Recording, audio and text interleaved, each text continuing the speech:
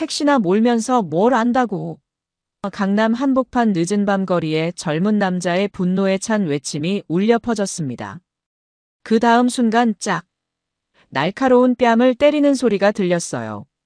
하지만 몇 분 후 그 거만하던 남자는 바닥에 무릎을 꿇고 있었습니다. 회장님, 죄송합니다. 제발 용서해 주세요. 성공한 사업가 한도준이 방금 폭행한 택시기사가 알고 보니 자신의 연인 아버지였던 거예요. 그것도 대기업 회장이 일부러 변장한 모습이었죠. 과연 어떤 일이 벌어진 걸까요? 서울 강남의 화려한 네온사인들이 밤하늘을 수놓고 있었습니다. 시계는 밤 10시를 가리키고 있었고 바쁜 하루를 마친 사람들이 택시를 잡기 위해 손을 흔들고 있었어요. 그 중에서도 유독 눈에 띄는 한 남성이 있었습니다. 한도준, 32살. 그는 완벽하게 다린 명품 정장을 입고 있었어요. 가슴에는 유명 브랜드의 로고가 은은하게 빛나고 있었고 손목에는 수천만 원짜리 명품 시계가 반짝이고 있었습니다. 가죽 서류 가방을 든 그의 모습은 전형적인 성공한 젊은 사업가의 모습이었어요. IT 스타트업을 운영하며 벌써 몇 번의 성공적인 투자 유치를 이끌어낸 그는 업계에서도 촉망받는 인물이었습니다. 도준은 택시 한 대가 서는 것을 보자 빠른 걸음으로 다가갔어요. 뒤에서 택시를 기다리던 다른 사람들을 제치고 재빠르게 문을 열고 뒷좌석에 앉았습니다. 그의 첫 마디는 차갑고 명령조의 톤이었어요. 강남역 쪽으로 빨리 좀 가주세요. 시간이 없어요. 목소리에는 어떤 여유도 예의도 없었습니다. 마치 택시기사를 하나의 서비스 기계 정도로 여기는 듯한 차가운 톤이었어요. 안녕하세요라는 기본적인 인사나 부탁드립니다라는 정중한 표현은 전혀 없었습니다. 택시기사는 백미러로 도준을 한번 바라본 후 고개를 끄덕이며 출발했어요. 하지만 금요일 밤은 예상대로 교통이 복잡했습니다. 차들이 줄지어 서 있었고 신호등마다 긴 대기 시간이 이어졌어요. 도준의 짜증이 점점 커지기 시작했습니다. 아, 정말 답답하네요. 이 시간에 이 길로 오면 막힐 거라는 걸 뻔히 알면서 왜 이쪽으로 오는 거예요? 도준은 시계를 계속 쳐다보며 혀를 찼어요. 마치 교통체증이 택시기사 탓인 것처럼 말하고 있었습니다. 중요한 미팅이 있다는 이유로 택시기사를 재촉하기 시작했죠. 다른 길로 돌아서 갈 수는 없나요? 정말 이 길밖에 없어요? 이런 식으로 운전하시면 손님이 다시 타겠어요? 택시기사는 침착하게 대답했습니다. 60대로 보이는 기사는 수십 년간 택시를 운전해온 베테랑 같았어요. 죄송합니다, 손님. 지금 시간대라 어느 길로 가도 비슷하게 막힐 것 같은데요. 조금만 기다려주시면 금방 풀릴 겁니다. 조금만 기다리라고요? 저는 지금 몇 억짜리 계약 건으로 미팅 가는 중이에요. 시간이 얼마나 중요한지 아세요? 택시기사들은 시간 개념이 없는 것 같네요. 도준의 목소리가 점점 날카로워졌습니다. 그는 자신의 사정을 내세우며 택시기사를 압박하기 시작했어요. 마치 자신의 일이 세상에서 가장 중요한 것처럼 행동했습니다. 다른 승객들도 똑같이 바쁘고 중요한 일이 있을 수 있다는 생각은 전혀 하지 않았어요. 교통이 조금씩 풀리기 시작하자 도준은 또 다른 불만을 터뜨렸어요. 에어컨 좀 더 세게 틀어주세요. 너무 덥네요. 그리고 라디오 음악도 좀 끄고요. 중요한 전화를 받아야 해서요. 택시기사는 묵묵히 도준의 요구를 들어주었습니다. 에어컨을 더 세게 틀고 라디오 볼륨을 낮춰주었어요. 하지만 도준의 요구는 거기서 끝나지 않았습니다. 전화벨이 울리자 도준은 택시기사를 의식하지도 않고 큰 소리로 통화를 시작했어요. 네, 저 지금 가고 있어요. 택시가 너무 느려서 좀 늦을 것 같아요. 뭐 어쩔 수 없죠. 이런 서비스 수준이니까.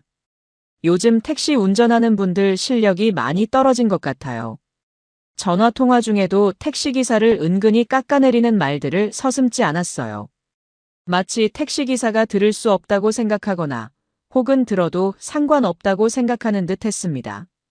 택시기사는 백미러로 도준을 보며 작은 한숨을 쉬었지만 아무 말도 하지 않았어요. 네네, 투자자분들이 오신다고요? 그럼 더욱 중요한 미팅이네요. 제가 늦으면 안 되는데. 택시 운전 좀 제대로 했으면 좋겠어요, 정말. 도주는 계속해서 통화를 이어가면서도 중간중간 택시기사에 대한 불만을 섞어서 말했습니다. 이런 행동은 명백히 택시기사에게 모욕감을 주는 것이었지만 도주는 전혀 개의치 않았어요. 목적지에 거의 다다랐을 때 도주는 또 다른 요구사항을 제시했어요. 기사님, 정확히 건물 정문 앞에 세워주세요. 몇 걸음이라도 걷기 싫거든요. 이 비싼 수입 구두 신고 있어서 흠집 나면 안 되거든요. 이 구두가 얼마인지 아세요? 그의 말투에는 택시기사를 동등한 인간으로 보지 않는 오만함이 배어 있었습니다. 성공했다는 자신감이 언제부턴가 다른 사람을 무시하는 태도로 변해 있었어요. 특히 자신보다 사회적 지위가 낮다고 생각하는 사람들에게는 더욱 그런 태도를 보였습니다. 그리고 영수증도 제대로 끊어주세요. 회사 경비로 처리해야 하거든요. 실수 없이 정확하게요. 도준의 모든 말투는 명령조였어요. 부탁이 아니라 지시하는 방식이었습니다.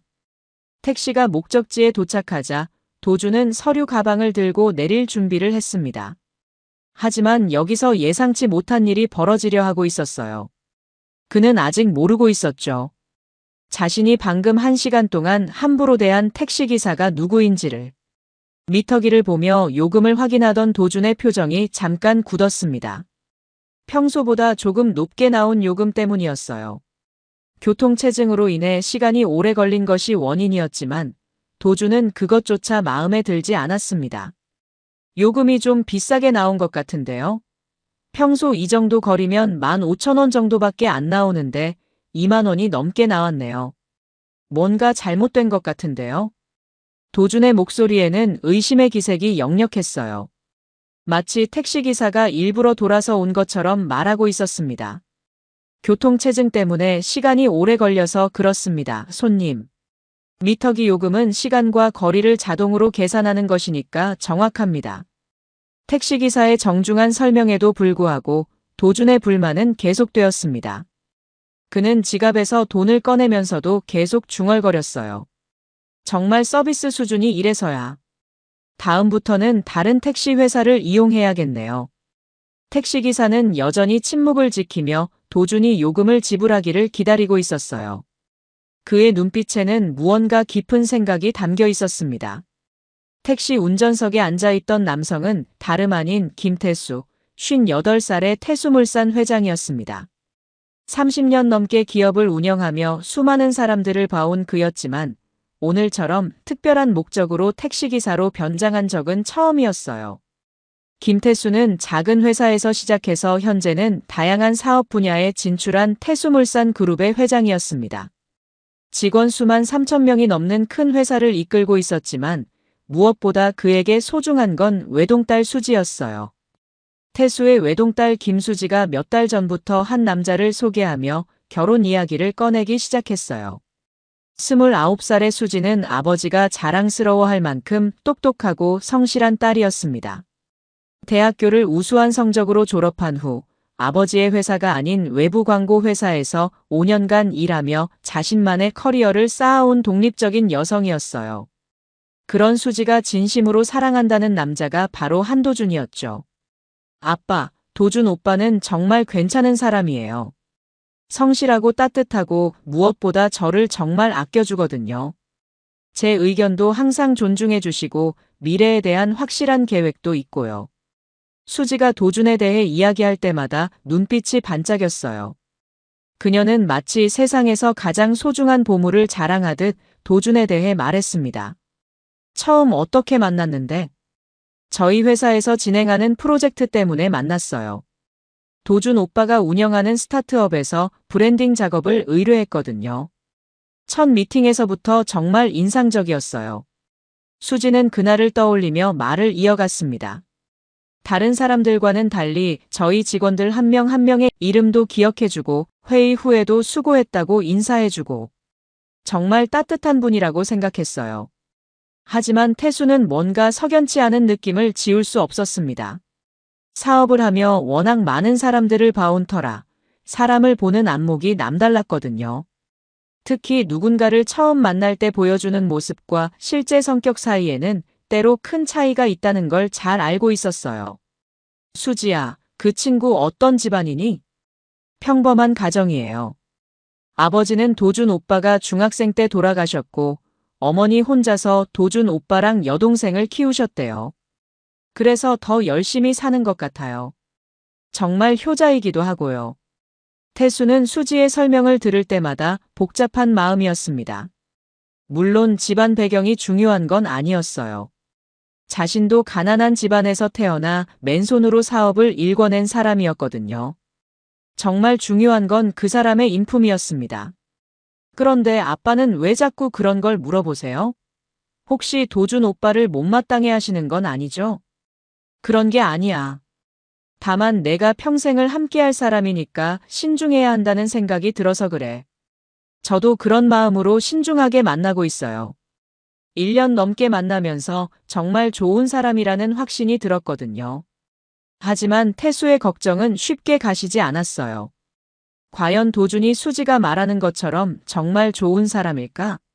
혹시 수지 앞에서만 좋은 모습을 보이는 건 아닐까? 고민 끝에 태수는 특별한 방법을 생각해냈습니다. 회장이라는 신분으로는 절대 볼 수 없는 도준의 진짜 모습을 보고 싶었거든요. 태수가 30년 넘게 사업을 하면서 깨달은 가장 중요한 교훈 중 하나는 이것이었어요. 사람은 자신보다 사회적으로 낮은 위치에 있다고 생각하는 사람 앞에서 본성이 드러난다. 아무리 좋은 사람처럼 보여도 식당 직원이나 청소부, 택시기사 같은 서비스직 종사자들을 대하는 태도를 보면 그 사람의 진짜 성격을 알 수 있었습니다. 그래서 태수는 오랜만에 택시 운전을 해보기로 결심했어요. 젊은 시절 사업을 시작하기 전에 잠깐 택시 운전을 해본 경험이 있었거든요. 20대 초반 사업 자금을 모으기 위해 낮에는 공사장에서 일하고 밤에는 택시를 몰았던 시절이 있었습니다. 회사 보안팀장에게 조용히 부탁해서 택시 한 대를 구했고 도준이 자주 이용하는 경로와 시간대를 파악해뒀어요. 수지로부터 도준의 일정을 자연스럽게 알아낸 후 오늘 밤 작전을 실행에 옮기기로 했습니다. 도준이 택시에 탄 순간부터 태수는 그의 모든 행동과 말을 주의 깊게 관찰했습니다. 첫 마디부터 이미 태수의 마음에는 의문이 들기 시작했어요. 안녕하세요라는 기본적인 인사도 없이 빨리 가주세요라고 명령하는 투로 말하는 모습에서 태수는 도준의 성격을 엿볼 수 있었습니다. 이상하네. 수지가 말한 예의 바른 사람이라는 게 이런 모습일까? 교통체증이 시작되자 도준의 진짜 모습이 더욱 드러났습니다. 짜증을 내며 택시기사를 재촉하고 마치 교통체증이 기사 탓인 것처럼 말하는 모습에서 태수는 실망감을 느꼈어요. 수지가 말한 따뜻하고 배려심 많은 사람이 이런 식으로 다른 사람을 대할까? 가장 충격적이었던 건 도준이 전화통화를 하면서 한 말들이었습니다. 택시가 너무 느려서 좀 늦을 것 같아요. 뭐 어쩔 수 없죠. 이런 서비스 수준이니까. 태수는 백미러로 도준을 바라보며 깊은 실망감을 느꼈어요. 자신의 소중한 딸이 사랑하는 남자가 이렇게 다른 사람을 무시하며 말하는 사람이라니. 30년 넘게 사업을 해오면서 태수가 가장 중요하게 생각한 것은 사람에 대한 예의였습니다. 직급이 높든 낮든 나이가 많든 적든 모든 사람을 존중하며 대하는 것이 그의 철학이었어요. 회사에서도 청소하는 아주머니나 경비 아저씨에게까지 항상 정중하게 인사하고 고마움을 표현했습니다. 그런 그에게 도준의 태도는 받아들이기 어려운 것이었어요. 저런 사람이 내 딸과 결혼한다고? 절대 안 되겠어. 도준이 에어컨을 더 틀어달라고 하고 라디오를 꺼달라고 하는 것 자체는 문제가 아니었습니다. 승객이 편의를 요청하는 건 당연한 권리니까요. 하지만 문제는 그 말하는 방식이었어요. 부탁하는 게 아니라 명령하는 말투였거든요. 태수는 수십 년간 기업을 경영하면서 수많은 사람들을 봐왔습니다. 진짜 실력자들, 진짜 성공한 사람들은 절대 다른 사람을 함부로 대하지 않는다는 걸 잘 알고 있었어요. 오히려 더 겸손하고 예의 바른 경우가 많았습니다. 실력이 있고 진짜 성공한 사람일수록 겸손해지는 법인데 저 친구는 정반대네. 도준이 전화통화 중에 택시기사에 대해 불평하는 것을 들으며 태수는 더욱 확신했어요. 이 사람은 자신보다 약한 위치에 있는 사람들을 무시하는 성격의 소유자라는 것을. 도준이 비싼 구두를 핑계로 건물 앞까지 정확히 세워달라고 요구했을 때 태수의 실망감은 절정에 달했습니다. 수지가 그렇게 좋아하는 남자의 진짜 모습이 이런 것이었구나. 택시가 목적지에 도착했을 때 태수는 이미 마음의 결정을 내리고 있었어요. 하지만 아직 더 확인하고 싶은 부분이 있었습니다. 정말 중요한 순간은 지금부터였거든요. 미터기에 표시된 요금을 보며 도준이 불만을 표시하는 모습에서 태수는 마지막 확인을 하고 있었어요. 과연 이 사람이 정말 수지와 함께할 만한 사람일까? 택시가 목적지인 강남역 근처 고급 빌딩 앞에 멈춰섰습니다. 늦은 시간임에도 불구하고 직장인들과 젊은이들이 바쁘게 오가고 있었습니다. 도준이 택시에서 내리면서 미터기를 확인했어요. 요금은 2만 원이 나와 있었습니다. 평소 같은 거리를 갈 때보다 조금 높은 금액이었지만 교통체증으로 인해 시간이 오래 걸린 것을 생각하면 적정한 요금이었어요. 미터기는 거짓말을 하지 않으니까요. 하지만 도준의 반응은 달랐습니다. 그의 얼굴에 불쾌한 기색이 역력했어요. 요금이 좀 비싸게 나온 것 같은데요. 평소에 이 정도 거리면 15,000원 정도 나오는데 2만 원이나 나왔네요. 도준의 목소리에는 의심과 불만이 가득했어요. 마치 택시기사가 일부러 먼 길로 돌아서 온 것처럼 의심하고 있었습니다. 태수는 침착하게 대답했습니다. 교통체증 때문에 시간이 오래 걸렸습니다, 손님. 미터기 요금은 시간과 거리를 자동으로 계산하는 거니까 정확합니다. 도준의 얼굴에 더욱 불쾌한 기색이 스쳤어요. 지갑에서 돈을 꺼내면서도 계속 중얼거렸습니다. 정말 이해가 안 되네요. 다른 택시는 이런 식으로 안 하는데. 길도 제대로 모르면서 택시 운전을 하는 건지. 주변에 있던 사람들이 하나둘씩 이쪽을 바라보기 시작했어요.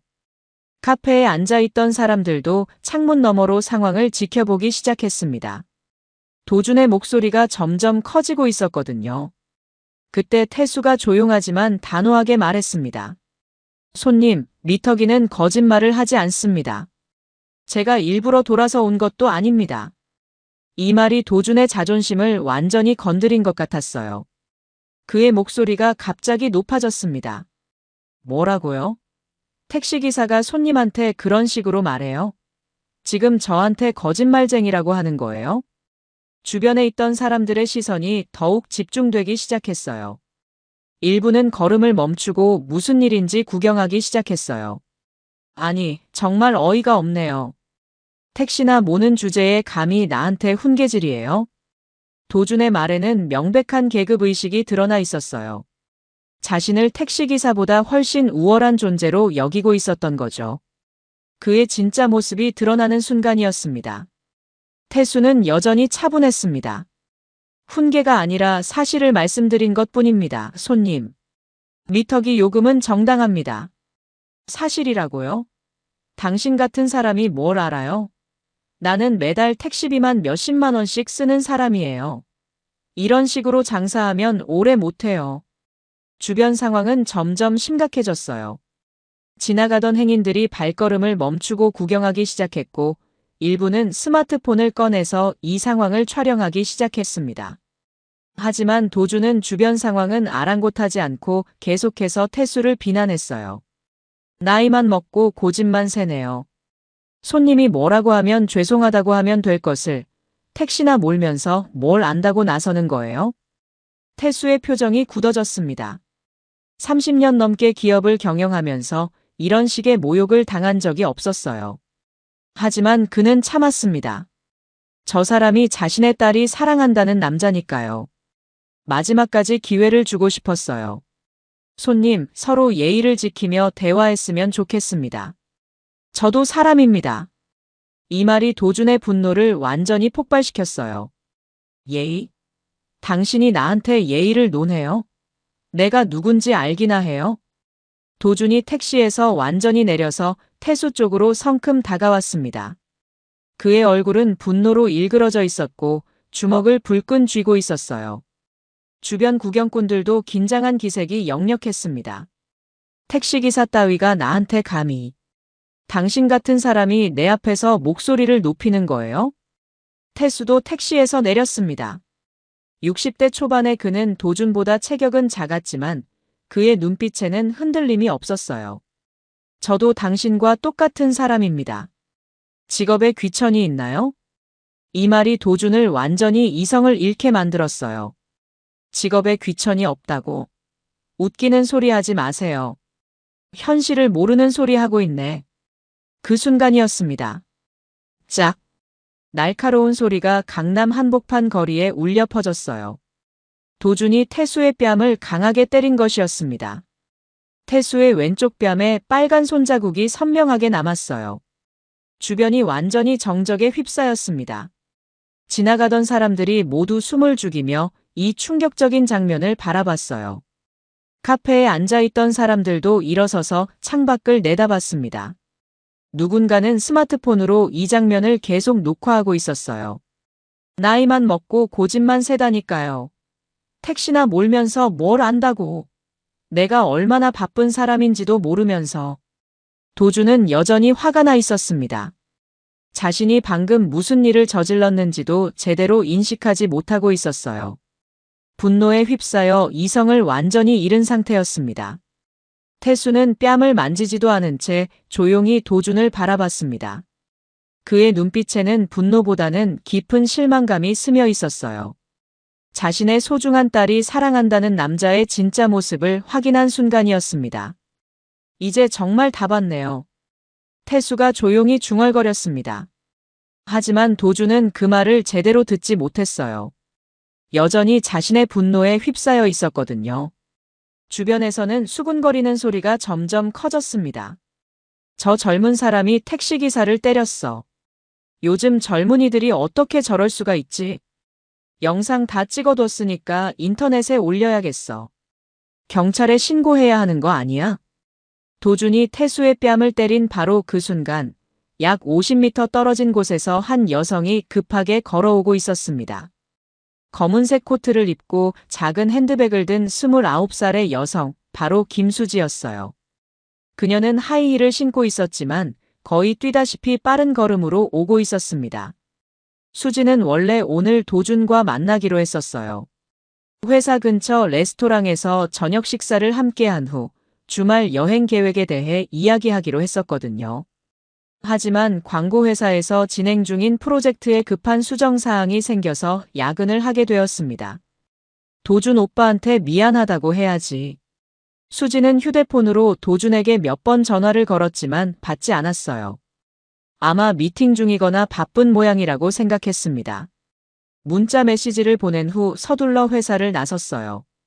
지하철을 타고 강남역까지 온 수지는 약속 장소인 레스토랑으로 향했습니다. 하지만 레스토랑에 도착했을 때 도준은 이미 없었어요. 아, 화가 났나 보다. 어떡하지? 수지는 다시 도준에게 전화를 걸었지만 여전히 받지 않았어요. 할 수 없이 문자로 연락해서 근처에서 기다리고 있다고 메시지를 보냈습니다. 그런데 10분 정도 지났을 때 도준으로부터 답장이 왔어요. 강남역 앞 빌딩으로 와. 택시에서 내렸어. 수지는 안도하며 빠른 걸음으로 그쪽으로 향했습니다. 도준이 화나지 않은 것 같아서 다행이었어요. 그런데 근처에 도착했을 때 이상한 광경이 눈에 들어왔어요. 사람들이 무언가를 구경하며 모여 있었습니다.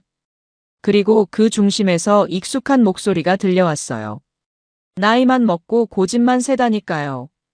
수지는 그 목소리를 즉시 알아봤습니다. 분명히 도준의 목소리였어요. 하지만 평소에 듣던 부드럽고 따뜻한 목소리가 아니라 화가 나서 소리치는 듯한 날카로운 목소리였습니다. 무슨 일이지? 도준 오빠가 왜 저렇게 화를 내고 있는 거지? 수지가 사람들 사이를 헤치고 앞으로 나가자 점점 더 선명하게 상황이 보이기 시작했어요. 도준이 한 택시기사와 언쟁을 벌이고 있었던 거였어요. 언쟁이라기보다는 도준이 일방적으로 소리를 지르고 있었습니다. 그런데 더욱 충격적인 건 그 택시기사의 얼굴이었어요. 수지의 발걸음이 점점 느려졌습니다. 뭔가 이상했거든요. 그 택시기사의 옆모습이 너무나 익숙했어요. 설마, 아니야. 그럴 리가 없어. 수지는 더 가까이 다가갔어요. 그리고 택시기사가 고개를 돌리는 순간 믿을 수 없었어요. 분명히 아버지의 얼굴이었습니다. 택시기사 복장을 하고 있었지만 그 얼굴은 틀림없이 자신의 아버지 김태수였어요. 수지의 머릿속이 하얗게 변했습니다. 이해할 수 없는 상황이었어요. 왜 아버지가 여기서 택시기사 복장으로 있는 걸까요? 그리고 왜 도준이 아버지에게 소리를 지르고 있는 걸까요? 아버지는 분명히 오늘 회사에서 늦게까지 회의가 있다고 하셨는데 수지는 혼란스러웠어요. 상황을 파악하려고 노력했지만 도저히 이해가 되지 않았습니다. 바로 그때였습니다. 짝! 날카롭고 충격적인 소리가 수지의 귀에 들려왔어요. 도준의 손이 아버지의 뺨을 강하게 때리는 소리였습니다. 수지는 그 순간을 그대로 목격했습니다. 자신이 사랑한다고 생각했던 남자가 자신의 아버지를 때리는 순간을 말이에요. 아니야. 이건 꿈이야. 수지의 입에서 떨리는 목소리가 나왔어요. 하지만 현실이었습니다. 손에 들고 있던 핸드백이 땅에 떨어졌지만 그녀는 그것조차 인식하지 못했어요. 주변의 소음들이 모두 사라진 것 같았어요. 오직 도준이 아버지를 때리는 그 장면만이 수지의 눈에 들어왔습니다. 도준은 여전히 화가 나서 소리치고 있었습니다. 택시나 몰면서 뭘 안다고. 그 순간 수지의 마음속에서 무언가가 무너져 내렸어요. 지난 1년 동안 쌓아온 도준에 대한 믿음과 사랑이 한순간에 산산조각 나는 느낌이었습니다. 수지는 앞으로 뛰어나갔어요. 더 이상 참을 수 없었거든요. 아버지! 수지의 외침이 강남 한복판 거리에 울려 퍼졌습니다. 그 순간 주변에 있던 모든 사람들이 그녀를 향해 고개를 돌렸어요. 도준도 깜짝 놀라서 수지를 바라봤습니다. 수지야? 너 여기서 뭐? 도준의 말이 끝나기도 전에 수지가 아버지에게 달려갔어요. 아버지, 괜찮으세요? 뺨이 이렇게 빨갛게. 수지의 눈에 눈물이 고이기 시작했어요. 아버지의 왼쪽 뺨에는 선명한 손자국이 남아 있었습니다. 그 모습을 보는 것만으로도 가슴이 아팠어요. 도준은 완전히 당황했어요. 수지가 왜 그 택시기사를 아버지라고 부르는지 전혀 이해할 수 없었거든요. 수지야, 뭔 소리야? 저분이 내 아버지라고? 무슨 말이야? 그때 태수가 조용히 입을 열었습니다.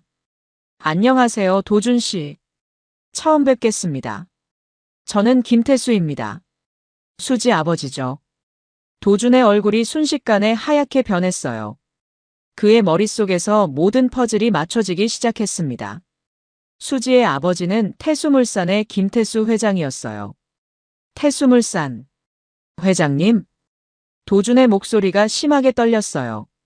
그제야 자신이 방금 무슨 일을 저질렀는지 깨달았습니다. 자신의 연인의 아버지를, 그것도 대기업 회장을 때린 거였어요. 주변 구경꾼들 사이에서 수군거리는 소리가 더욱 커졌습니다. 저 사람이 태수물산 회장이래. 어머, 그럼 저 젊은 남자가 회장님을 때린 거야? 빨리 영상 인터넷에 올려야겠다. 도준은 완전히 패닉 상태가 되었어요. 자신의 인생이 한순간에 무너지는 것을 느꼈습니다. 수지와의 관계는 물론이고 사업적으로도 돌이킬 수 없는 실수를 저지른 거였어요. 수지는 아버지를 부축하며 눈물을 흘렸어요.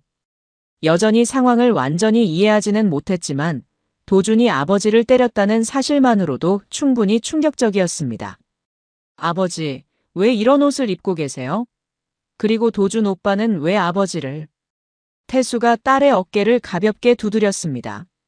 나중에 얘기하자, 수지야. 지금은 집에 가자. 그리고 도준을 바라보며 차가운 목소리로 말했어요. 이제 당신의 진짜 모습을 다 봤습니다. 도준이 상황을 완전히 파악한 순간 그의 다리에서 힘이 빠졌습니다. 방금 전까지 자신이 함부로 대하고 심지어 때리기까지 한 택시기사가 바로 수지의 아버지, 태수물산의 김태수 회장이었다는 사실이 믿어지지 않았어요. 이게 무슨... 이럴 수가... 도준의 입에서 중얼거림이 새어나왔습니다. 그의 얼굴은 창백했고 식은땀이 이마에 맺히기 시작했어요. 평소 자신만만했던 모습은 온데간데 없었습니다. 손이 떨리기 시작했고 심장이 빠르게 뛰는 것을 느낄 수 있었어요. 태수는 여전히 침착했어요. 뺨에 빨간 손자국이 선명했지만 표정은 오히려 평온했습니다. 마치 이 모든 상황을 예상했던 것처럼 말이에요. 30년 넘게 기업을 경영하면서 온갖 상황을 다 겪어본 그에게는 이런 일도 크게 놀랄 일이 아니었을지도 모릅니다. 주변에서는 계속해서 수군거리는 소리가 들렸습니다. 지금까지 쌓아온 모든 것이 한순간에 물거품이 될 위기에 처한 거였어요. 갑자기 도준이 태수 앞에 무릎을 꿇었어요.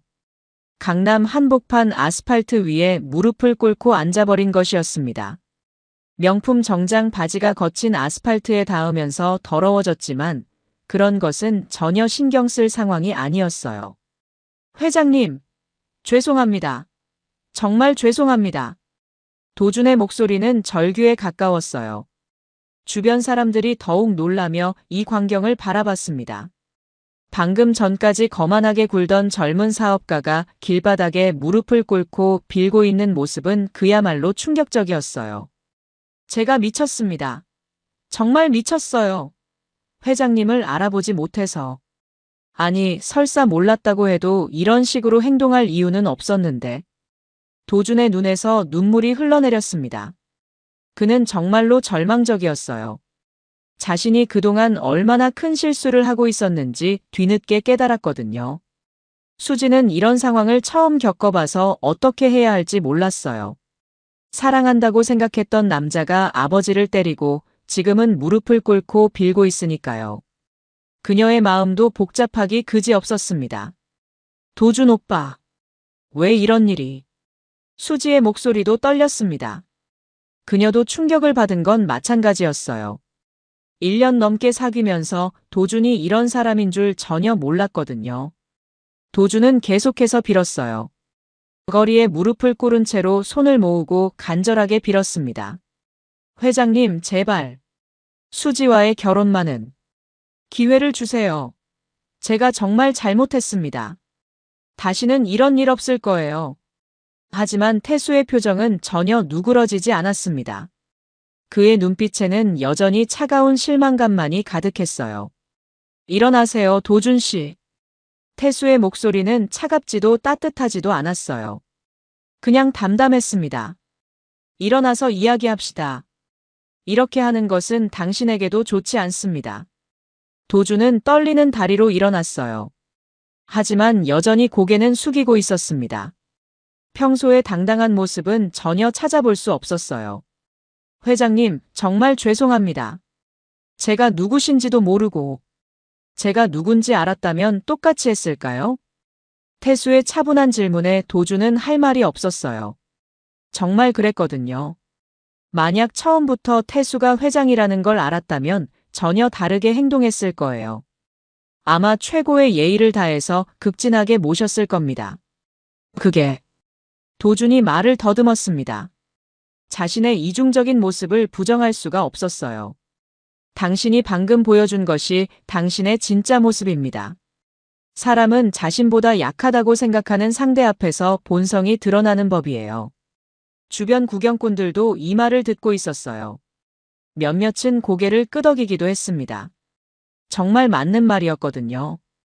회장님, 저는 정말.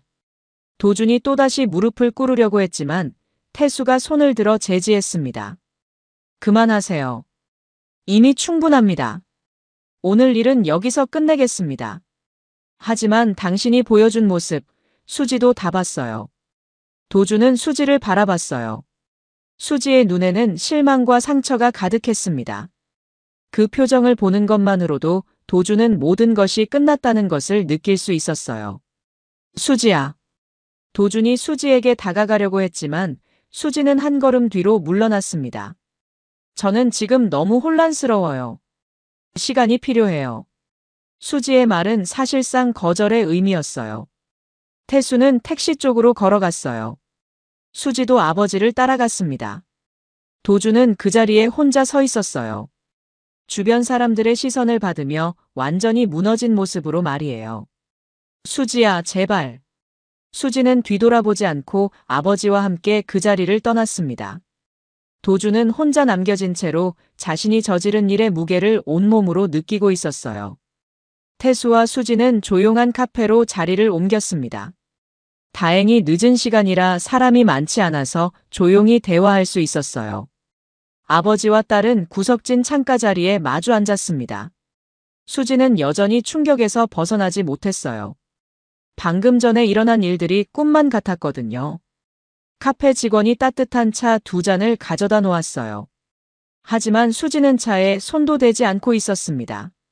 마음이 너무 복잡해서 아무것도 할 수 없었어요. 아버지. 수지가 떨리는 목소리로 말을 시작했어요. 정말 이해가 안 가요. 왜 그런 옷을 입고 계셨던 거예요? 회사에서 늦게까지 회의가 있다고 하셨잖아요. 태수는 따뜻한 차를 한 모금 마시고 나서 천천히 입을 열었습니다. 수지야, 너를 정말 사랑한다는 그 사람의 진짜 모습을 알고 싶었단다. 진짜 모습이요? 도준 오빠를 이미 1년 넘게 봐왔는데요. 수지의 목소리에는 약간의 저항감이 섞여 있었어요. 아직도 도준을 완전히 포기하지 못한 마음이 있었거든요. 태수는 딸을 이해했어요. 1년 넘게 사귄 사람을 한순간에 포기한다는 건 쉬운 일이 아니니까요. 수지야, 회장이라는 타이틀 때문에 사람들이 나에게 보여주는 모습은 진짜가 아니야. 모든 사람이 나를 의식하며 행동하거든. 하지만 택시기사 앞에서는 다르지. 태수는 창밖을 바라보며 계속 말했어요. 사람의 진짜 모습은 자신보다 약한 위치에 있다고 생각하는 사람을 대할 때 나타나는 법이야. 그런 사람을 대하는 태도를 보면 그 사람의 진짜 인격을 알 수 있어. 수지는 점점 아버지의 말을 이해하기 시작했어요. 그동안 도준이 보여준 모습들을 다시 생각해보니 의심스러운 부분들이 있었거든요. 그럼 도준 오빠가 제게 보여준 모습은 그것도 진짜일 수도 있어. 하지만 완전한 진짜는 아니야. 너에게 좋은 인상을 주기 위해 노력한 모습일 가능성이 높지. 수지는 고개를 숙였습니다. 자신이 그동안 도준에 대해 얼마나 잘못 알고 있었는지 깨달았거든요. 제가 정말 바보였나 봐요. 1년 넘게 사귀면서도 그 사람의 진짜 모습을 몰랐다니. 바보가 아니야. 사람을 믿고 싶어 하는 마음은 나쁜 게 아니거든. 오히려 그런 마음이 있어야 진정한 사랑도 할 수 있는 거야. 태수가 딸의 손을 가볍게 잡았어요. 하지만 진짜 사랑은 상대방을 있는 그대로 받아들이는 것만이 아니라 서로를 더 나은 사람으로 만들어주는 거야. 수지의 눈에 눈물이 고였어요. 아버지의 말이 가슴에 깊이 와닿았습니다. 아버지, 그럼 도준 오빠는 처음부터 저런 사람이었던 건가요? 글쎄다. 사람은 변할 수 있어. 하지만 변하려는 진정한 의지가 있어야 하지. 오늘 도준 씨에게서 그런 진정성을 봤니? 수지는 대답할 수 없었어요. 도준이 무릎을 꿇고 빈 것도 진심이 아니라 상황이 나빠졌기 때문이라는 걸 알 수 있었거든요. 아버지는 언제부터 사람을 이렇게 잘 보시게 된 거예요? 태수는 창밖을 바라보며 과거를 떠올렸어요. 내가 25살 때였어. 사업을 막 시작할 때 정말 믿었던 사업 파트너가 나를 완전히 배신했거든. 투자금을 가지고 잠적해버렸어. 그때 많이 힘드셨겠어요. 정말 힘들었지. 하지만 그 경험이 나를 더 신중하게 만들어줬어. 그리고 사람을 보는 눈을 기르게 해줬지. 태수는 딸을 바라보며 미소를 지었어요. 수지야, 그리고 오늘도 마찬가지야. 이 일이 너에게도 좋은 경험이 될 거야. 수지는 고개를 끄덕였어요. 아버지의 말이 맞았습니다. 아픈 경험이지만 분명히 자신을 성장시켜 줄 거라고 생각했어요. 아버지, 그런데 혹시 인터넷에 영상이 올라가면 어떡해요? 도준 오빠한테 너무 큰 타격이 될 것 같은데요. 태수는 잠시 생각하더니 말했어요. 그건 도준이가 감당해야 할 몫이야. 자신의 행동에 대한 책임을 져야지. 물론 나도 완전히 망하기를 바라지는 않아. 하지만 이번 일을 통해 정말로 변할 수 있기를 바랄 뿐이지. 수지는 아버지의 넓은 마음을 느꼈어요. 자신을 때린 사람에 대해서도 미워하지 않고 오히려 성장의 기회가 되기를 바라는 마음이었거든요. 수지야, 이제 너는 어떻게 할 거니? 아버지의 질문에 수지는 잠시 생각했어요. 그리고 확신에 찬 목소리로 대답했습니다. 저는 도준 오빠와 완전히 끝낼 거예요. 더 이상 만날 수 없어요. 태수는 딸의 결단력 있는 모습을 보며 대견해했어요. 그리고 아버지 회사 일을 제대로 배우고 싶어요. 태수가 놀란 표정을 지었어요. 수지는 그동안 아버지 회사와는 거리를 두려고 했었거든요. 갑자기 왜? 내 원칙이 있잖아. 예전에는 그냥 피하고 싶었어요. 아버지 덕분에 산다는 소리를 듣기 싫어서 제 이름으로, 제 실력으로 살고 싶었거든요. 수지는 진솔하게 자신의 마음을 이야기했어요. 하지만 이제 알겠어요. 진짜 실력은 제대로 된 사람을 볼 줄 아는 것, 그리고 책임질 수 있는 용기라는 걸요. 수지의 말에 태수의 눈에 감동이 스쳤어요. 저도 아버지처럼 사람을 제대로 볼 줄 아는 사람이 되고 싶어요. 그리고 회사를 제대로 지킬 수 있는 능력을 갖고 싶어요. 태수는 딸을 바라보며 뿌듯한 미소를 지었어요. 오늘의 아픈 경험이 딸을 더욱 성숙하게 만들어준 것 같았습니다. 부녀는 서로를 바라보며 따뜻한 미소를 교환했어요. 힘든 하루였지만 결국 더 가까워질 수 있는 계기가 된 것 같았습니다. 그날 밤 도준은 혼자 자신의 원룸에서 무너진 채 앉아 있었습니다. 강남 근처의 작은 원룸이었는데 겉보기에는 성공한 사업가처럼 보이려고 노력했지만 실제로는 그리 여유롭지 않은 생활이었어요. 월세도 만만치 않았고 사업 자금 때문에 늘 빠듯했거든요. 벽에는 각종 자격증과 상장들이 걸려 있었지만 지금 도준의 마음에는 아무 위안이 되지 않았습니다. 오늘 벌어진 일들이 계속해서 머릿속에 맴돌았거든요. 어떻게 이런 일이? 도준은 머리를 감싸쥐었어요. 자신의 인생이 하루아침에 무너져 내린 기분이었습니다. 수지와의 관계는 완전히 끝났고 더 큰 문제는 태수물산 회장을 때린 일이 알려지면 사업적으로도 큰 타격을 받을 거라는 점이었어요. 스마트폰을 켜자 벌써 몇 개의 동영상이 인터넷 커뮤니티에 업로드되어 있었습니다. 제목들만 봐도 심각했어요. 대기업 회장 폭행한 젊은 사업가. 강남 한복판에서 벌어진 충격적 폭력. 조회수가 빠르게 올라가고 있었고 댓글들도 대부분 도준을 비난하는 내용이었어요. 일부는 그의 신상 정보까지 찾아내고 있었습니다. 이 사람 IT 스타트업 대표라던데 완전히 망했겠네. 저런 인성으로 사업한다고? 절대 성공 못할 듯.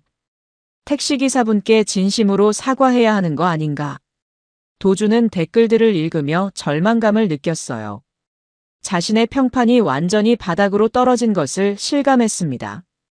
그때 도준은 자신의 과거를 떠올렸습니다.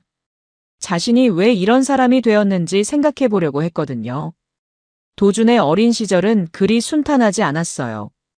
아버지는 작은 사업을 하셨는데 도준이 중학교 2학년 때 사업이 완전히 망해버렸습니다. 빚더미에 앉게 된 아버지는 스트레스를 이기지 못하고 심장마비로 세상을 떠나셨어요. 그때부터 도준의 인생이 바뀌었습니다. 어머니는 혼자서 도준과 여동생을 키워야 했어요. 식당에서 설거지 일을 하며 생계를 꾸려나갔습니다. 도준은 그 시절을 떠올리며 쓸쓸한 미소를 지었어요. 중학생이던 그는 친구들이 용돈을 받아 개인방에 갈 때 혼자 집에서 여동생을 봐야 했습니다. 고등학교 때는 새벽 아르바이트를 하면서 학교를 다녔어요. 나는 절대 무시당하지 않을 거야. 그때부터 도준은 이런 다짐을 했습니다. 돈이 없어서 무시당하는 상황을 겪으면서 성공에 대한 욕망이 더욱 커졌거든요. 동시에 자신보다 사회적 지위가 낮은 사람들을 보면 과거의 자신이 떠올라서 불편했어요.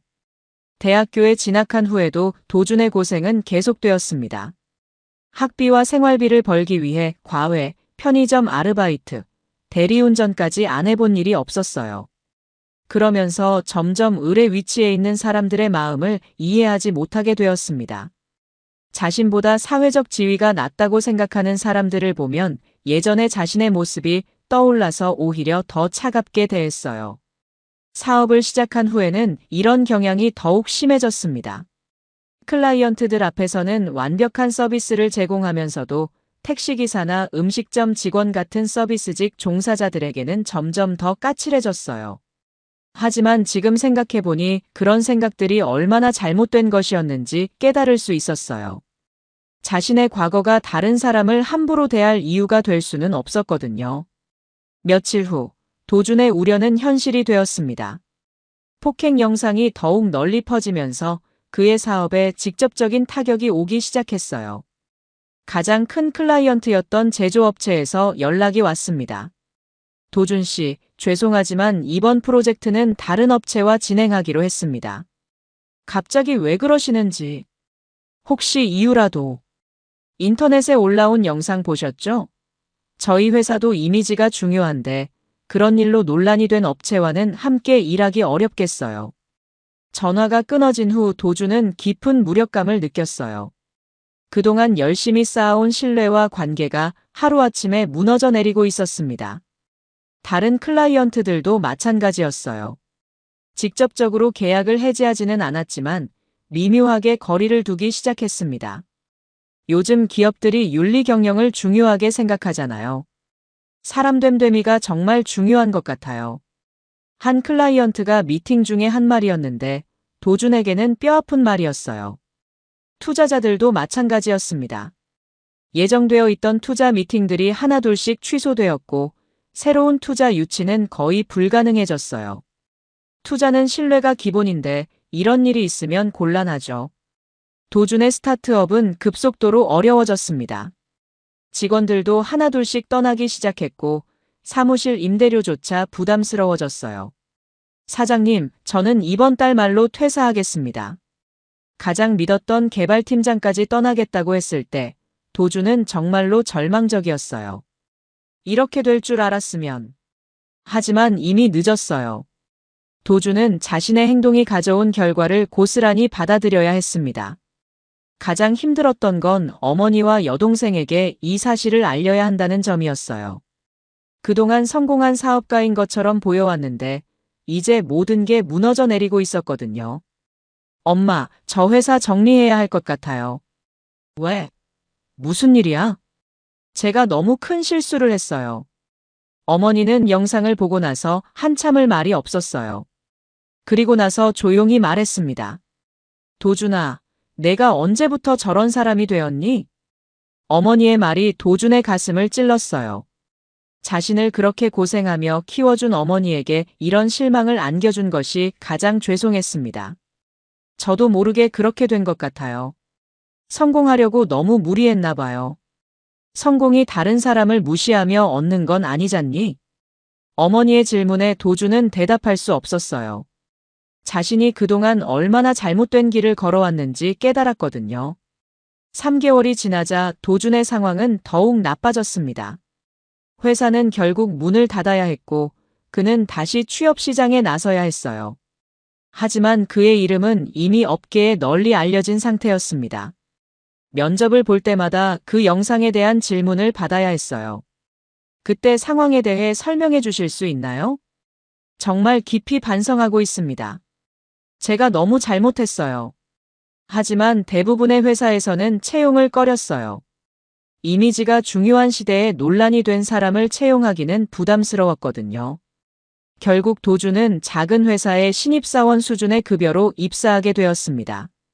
한때 자신의 회사를 운영했던 그가 다시 말단 직원으로 돌아간 거였어요. 하지만 이상하게도 마음 한편으로는 해방감도 느껴졌습니다. 그동안 가지고 있던 허세와 가면을 벗을 수 있었거든요. 새로운 회사에서 도준은 완전히 달라진 모습을 보였어요. 더 이상 다른 사람을 함부로 대하지 않았고 오히려 더 겸손해졌습니다. 안녕하세요. 새로 들어온 한도준입니다. 잘 부탁드립니다. 청소하시는 아주머니께도 정중하게 인사했어요. 과거의 자신이 얼마나 잘못되었는지 뼈저리게 느꼈기 때문입니다. 어머, 요즘 젊은 분들 중에 이렇게 예의 바른 사람 보기 드문데. 이런 반응들이 도준에게는 새로웠어요. 진심으로 다른 사람을 존중했을 때 돌아오는 따뜻함을 처음으로 제대로 느꼈습니다. 하지만 여전히 태수 회장과 수지에 대한 미안함은 남아 있었어요. 언젠가는 제대로 사과하고 싶었지만 그럴 용기는 쉽게 나지 않았습니다. 도준은 이제 자신의 과거를 변명으로 삼지 않기로 했어요. 힘들었던 어린 시절이 다른 사람을 함부로 대할 이유가 될 수는 없다는 걸 깨달았거든요. 1년이 흘렀습니다. 태수물산 본사 20층에서 수지는 창밖으로 펼쳐진 한강을 바라보며 지난 1년을 돌이켜보고 있었습니다. 노란 은행잎들이 바람에 흩날리는 모습이 마치 자신의 변화를 상징하는 것 같았어요. 지난 1년 동안 수지의 삶은 완전히 바뀌었어요. 아버지의 회사에 대리급으로 입사해서 처음에는 많은 어려움과 편견을 겪었지만 이제는 당당한 중간 관리자로 성장했습니다. 무엇보다 큰 변화는 사람을 보는 눈이었어요. 수지 대리님, 신입사원 오리엔테이션 자료 최종 검토 완료했습니다. 팀원이 두툼한 서류 뭉치를 가져왔을 때 수지는 항상 진심 어린 감사를 표현했어요. 정말 고생 많으셨어요. 이렇게 꼼꼼하게 정리해 주셔서 감사합니다. 특히 신입사원들이 궁금해할 만한 부분까지 세심하게 배려해 주신 게 느껴져요. 예전 같으면 당연하다고 생각했을 일들도 이제는 감사하게 받아들였습니다. 함께 일하는 사람들의 노력과 수고를 진심으로 인정하고 격려했어요. 회사 내에서 수지는 특별한 리더십을 보여주고 있었습니다. 특히 청소하시는 분들이나 경비 아저씨, 구내식당 직원들에게도 항상 정중하고 따뜻하게 대했어요. 안녕하세요. 아침부터 수고 많으세요. 오늘도 회사가 깨끗한 건 다 여러분 덕분이에요. 어머, 수지 대리님은 정말 인사성도 밝으시고 마음씨도 좋으시네요. 아버지가 늘 말씀하시거든요. 아무도 보지 않을 때 나보다 어려운 위치에 있는 분들을 어떻게 대하느냐가 중요하다고요. 수지의 이런 모습은 회사 전체 분위기에도 긍정적인 영향을 미쳤어요. 다른 직원들도 서로를 더 존중하며 대하게 되었고 상하 관계보다는 동반자 관계로 일하는 문화가 자리 잡기 시작했습니다. 점심시간 수지는 아버지의 사무실을 찾아갔어요. 태수는 중요한 계약서를 검토하고 있었지만 딸이 오자 반가운 미소를 지었습니다. 어서 와라, 수지야. 점심은 먹었니? 네, 아버지. 구내식당에서 직원들이랑 같이 먹었어요. 아버지는 드셨어요? 나도 먹었어. 그런데 오늘 표정이 좀 안 좋아 보이는데? 뭔가 할 말이 있니? 수지가 아버지 맞은편 의자에 앉으며 말했어요. 아버지, 오늘 도준 오빠를 봤어요. 태수의 표정이 약간 굳어졌어요. 1년 전 그 사건 이후 도준 이야기는 거의 나오지 않았거든요. 어디서 만났니? 회사 근처 카페에서요. 업무 미팅을 마치고 나오는데 우연히 마주쳤어요. 수지는 그날 오전에 있었던 일을 차분하게 이야기했습니다. 광고 대행사와 미팅을 마치고 카페에서 나오는데 구석자리에서 누군가와 진지하게 대화하고 있는 도준을 발견했다고 했어요. 많이 달라져 있더라고요.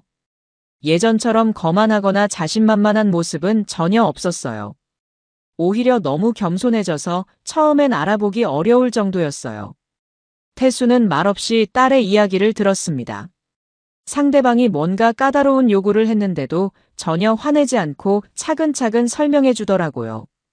그리고 카페 직원분이 실수로 물을 흘렸을 때도 도준 오빠가 먼저 나서서 닦아드리면서 괜찮다고 웃으며 말해주고 수지는 잠시 멈췄다가 계속 말했어요.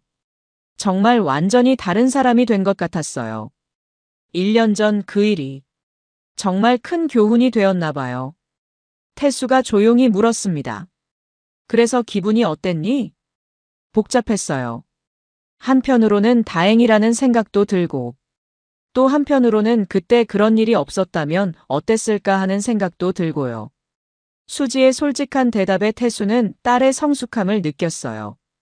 도준에 대해 여전히 복잡한 감정을 가지고 있었을 텐데 이제는 객관적이고 성숙하게 바라볼 수 있게 되었거든요. 수지야, 사람은 변할 수 있어. 때론 큰 실패나 고통이 진정한 성장의 계기가 되기도 하지. 네, 저도 이제 그걸 알겠어요. 그리고 수지는 잠시 망설이다가 말했어요. 저도 그때 일이 없었다면 지금처럼 성장하지 못했을 것 같아요. 아픈 경험이었지만 결과적으로는 정말 소중한 교훈이 되었어요. 그때 수지의 휴대폰이 울렸어요. 발신자를 확인해 보니 한 번도 본 적 없는 번호였습니다. 여보세요? 수지 씨. 안녕하세요. 저 한도준입니다. 수지는 놀라서 아버지를 바라봤어요. 태수는 차분하게 고개를 끄덕이며 받으라는 신호를 보냈습니다. 네, 말씀하세요. 오늘 카페에서 보셨죠? 정말 오랜만에 연락드려서 죄송합니다. 사실 그동안 연락드리고 싶었는데 용기가 나지 않았어요. 도준의 목소리는 1년 전과는 완전히 달랐어요. 겸손하고 진중했으며 무엇보다 진심이 느껴졌습니다. 회장님께 정말 제대로 사과드리고 싶어요. 그리고 수지 씨에게도 그동안 정말 많은 걸 깨달았거든요. 수지는 아버지를 바라봤어요. 태수가 전화를 받겠다는 손짓을 했습니다. 도준 씨, 저 태수입니다. 회장님, 정말 죄송합니다. 그동안 괜찮습니다. 시간이 모든 걸 해결해주는 법이에요. 정말 반성하고 계신다면 이번 주말에 시간 내서 저희 집에 오시죠. 정말 괜찮으신 건가요? 감사합니다. 꼭 찾아뵙겠습니다. 전화가 끝난 후 태수는 딸을 바라봤어요. 아버지, 정말 괜찮으세요? 그럼 도준이도 그런 소중한 교훈을 얻었을 거고 우리도 마찬가지지. 주말에 도준은 태수의 집을 찾아왔어요. 1년 전과는 완전히 다른 모습이었습니다. 옷차림부터 표정, 말투까지 모든 것이 겸손하고 진솔했어요. 회장님, 수지 씨. 정말 죄송했습니다. 그리고 진심으로 감사드립니다. 감사하다고요? 네, 덕분에 제가 얼마나 잘못된 사람이었는지 깨달을 수 있었어요. 만약 그때 일이 없었다면 저는 평생 그런 사람으로 살았을 거예요. 도준은 진심으로 사과했고 지난 1년간의 변화에 대해 솔직하게 이야기했어요. 회사가 망한 것, 다시 신입사원으로 시작한 것, 그리고 모든 사람을 존중하며 대하려고 노력하고 있다는 것들을 말했습니다. 회장님 말씀이 정말 맞았어요. 정말 많은 걸 잃었지만 더 중요한 걸 얻었어요. 진정한 사람의 도리가 뭔지 알게 되었거든요. 식사가 끝나고 도준이 돌아간 후 태수와 수지는 거실에서 따뜻한 차를 마시며 이야기했어요. 아버지, 정말 다행이에요. 뭐가? 도준 오빠가 진짜로 변할 수 있어서요. 그리고 저도 그 덕분에 많이 성장할 수 있어서요. 태수는 딸을 바라보며 뿌듯한 미소를 지었어요. 수지야, 내가 정말 자랑스럽다. 1년 사이에 이렇게 성숙해지다니. 저도 아버지가 정말 존경스러워요. 그때 용기를 내서 진실을 보여주지 않으셨다면 저는 평생 잘못된 사람과 함께 살 뻔했어요. 부녀는 서로를 바라보며 따뜻한 미소를 지었어요. 1년 전의 아픈 경험이 결국 모두를 더 나은 사람으로 만들어준 셈이었어요. 이 이야기는 여기서 끝이지만 진짜 이야기는 이제 시작입니다. 우리 모두의 일상 속에서 말이에요. 매일 만나는 택시기사님, 카페 직원, 청소하시는 분들, 경비 아저씨들. 이런 분들을 어떻게 대하고 있는지 한 번쯤 돌아보면 좋겠어요. 우리의 작은 배려와 따뜻함이 세상을 더 아름답게 만들 수 있다는 걸 잊지 말아야 해요. 오늘도 누군가에게 따뜻한 인사를 건네고 작은 친절을 베풀어 보세요. 그 작은 행동이 누군가의 하루를 밝게 만들고 우리 모두가 사는 세상을 조금 더 따뜻하게 만들어줄 거예요. 오늘 하루도 모든 사람을 존중하며 따뜻한 마음으로 살아가는 우리가 되었으면 좋겠습니다. 오늘 이야기 어떠셨나요? 구독과 좋아요는 잊지 마시고 소중한 댓글 하나가 정말 큰 힘이 됩니다. 시청해주셔서 진심으로 감사드립니다.